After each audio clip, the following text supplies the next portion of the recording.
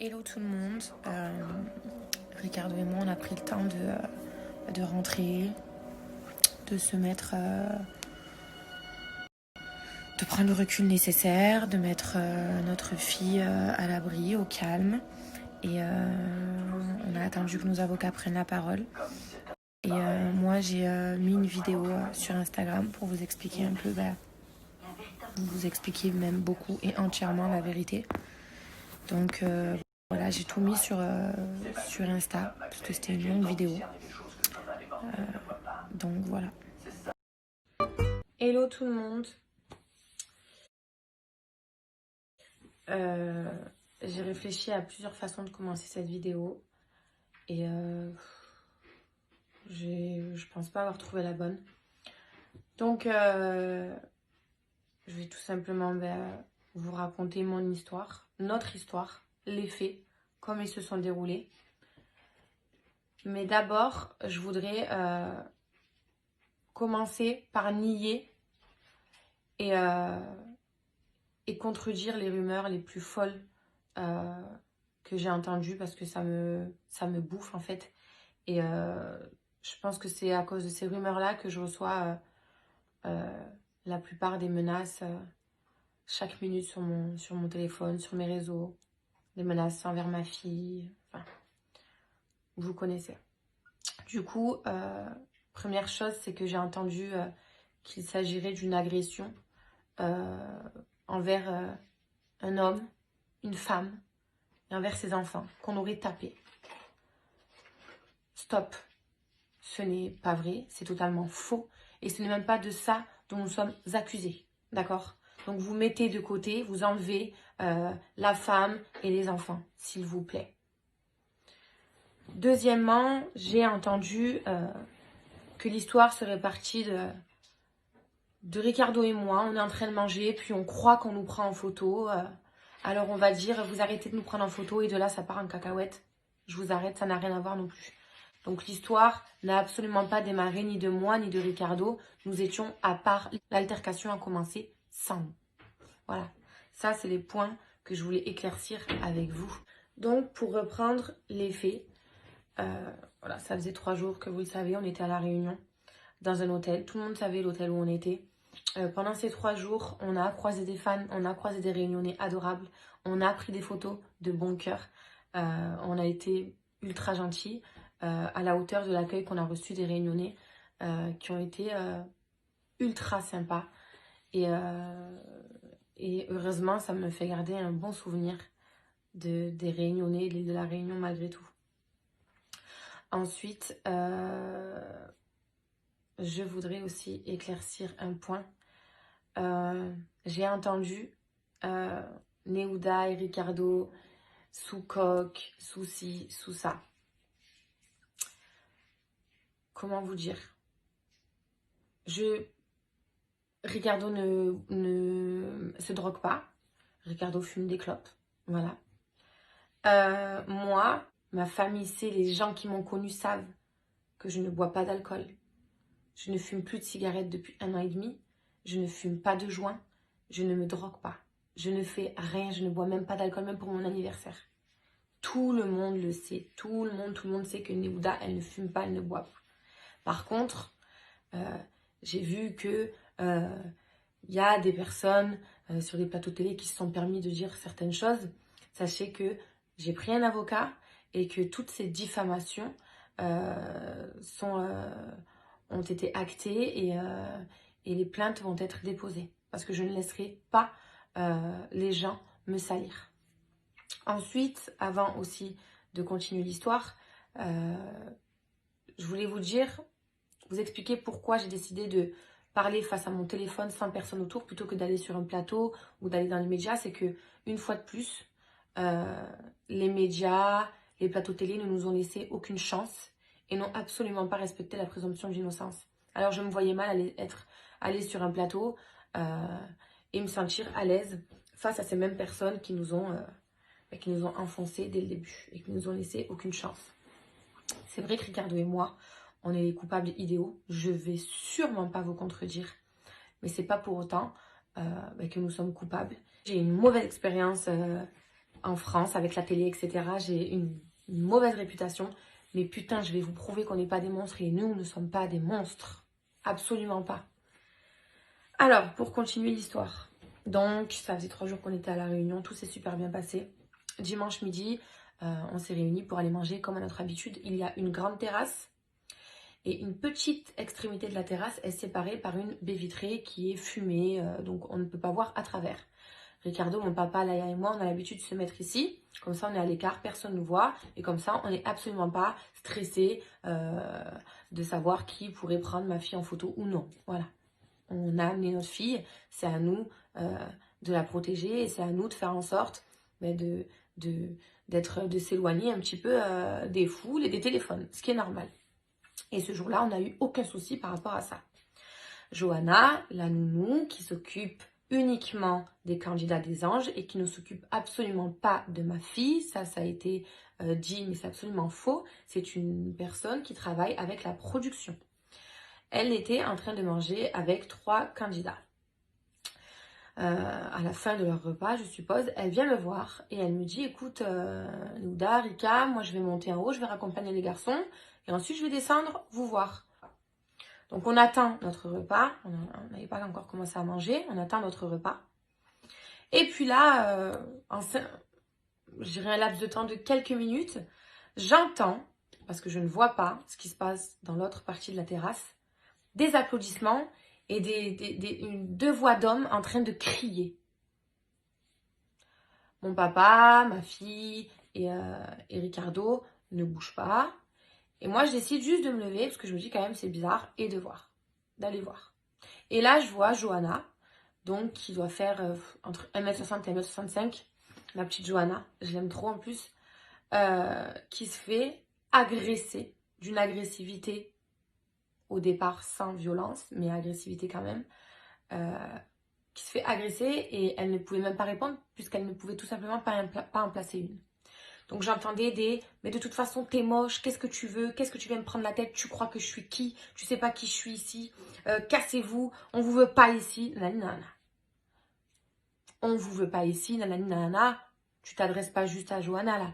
Là t'es en train de parler t'es en train de parler des anges en fait, tout simplement.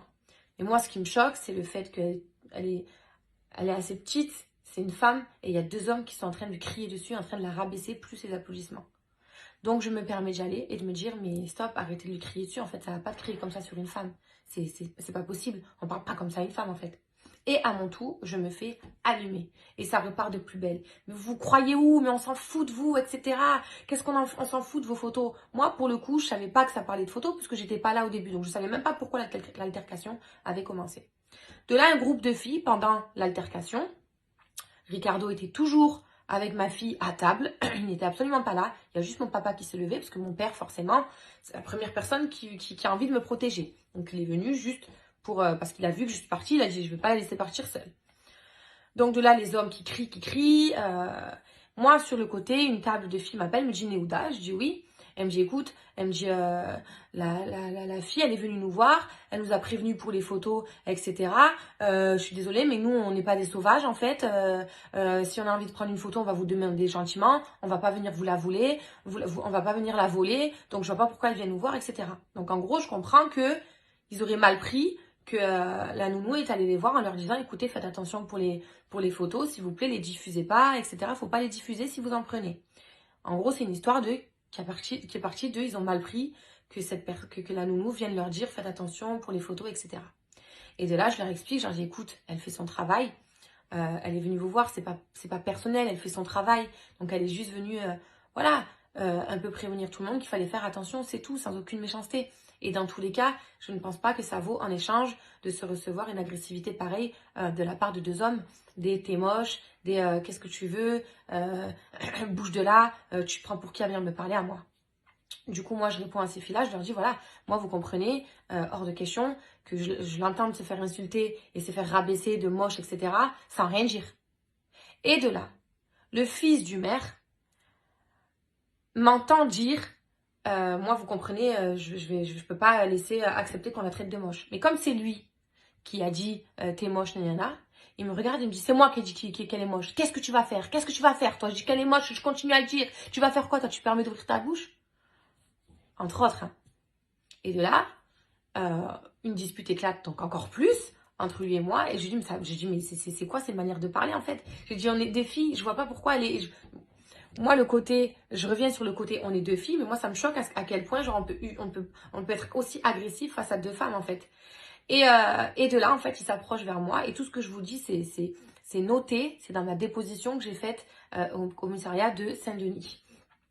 Et donc, du coup, et à ce moment-là, donc le fils du maire s'approche vers moi, en fait, avec la main devant. C'est allé très, très vite. C'est-à-dire que dans ma déposition, j'ai expliqué, je vais pas mentir, je peux pas vous dire qu'il allait pour me frapper, je peux pas vous dire qu'il allait pour me gifler, pour m'étrangler, je ne sais pas.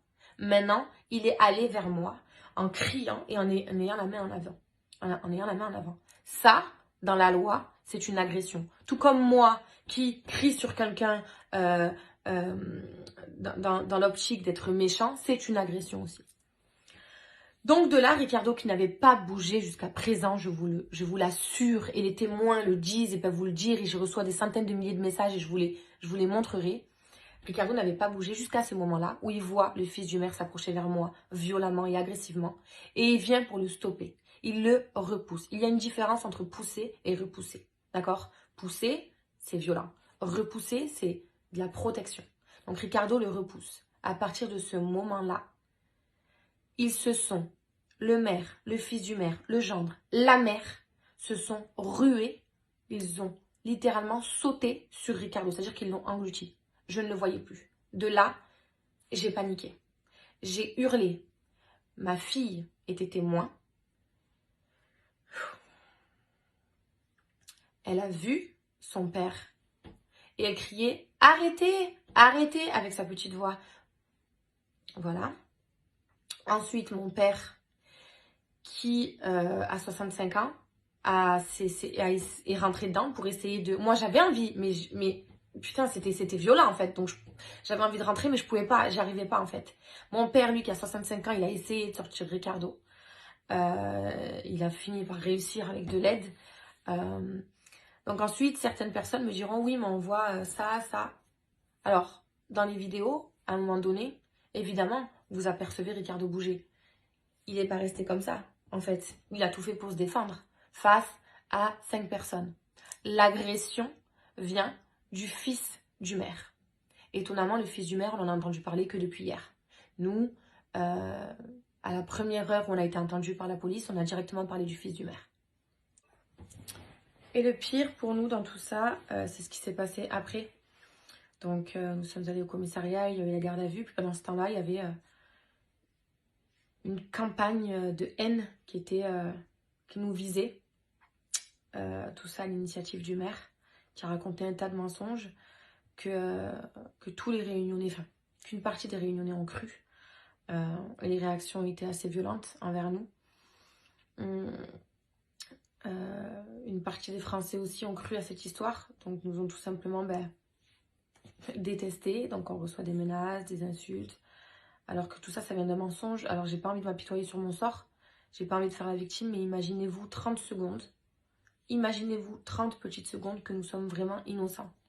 Mettez-vous à notre place et imaginez-vous comme c'est dur d'encore une fois porter la casquette du monstre. Voilà. Alors que les monstres, c'est pas nous. Ma fille a tout vu. Ma fille est victime. Enfin, tout ça, ça va être réglé. Ça va être réglé en justice. Mais tout ça, ça laisse des traces. Parce qu'encore une fois, on a mis du temps, Ricardo et moi, à se protéger. On a pris le recul qu'il fallait. Ça faisait 4 ans qu'on ne se montrait plus. Et là, c'est reparti. On est heureux dans les histoires sombres, etc. Alors qu'on n'a rien demandé. Maintenant, je voulais quand même aussi remercier toutes les personnes qui nous ont soutenus. Je voulais aussi remercier Valentin, Wassim, tous les comptes télé qui nous ont soutenus, qui ont mené des investigations, qui ont payé en plus. Donc, merci beaucoup. Et voilà, il était important pour moi de rétablir la vérité. J'aimerais que vous me croyiez. J'aimerais avoir votre soutien pour une fois. j'aimerais juste de la solidarité parce que je vous jure qu'on n'y est pour rien.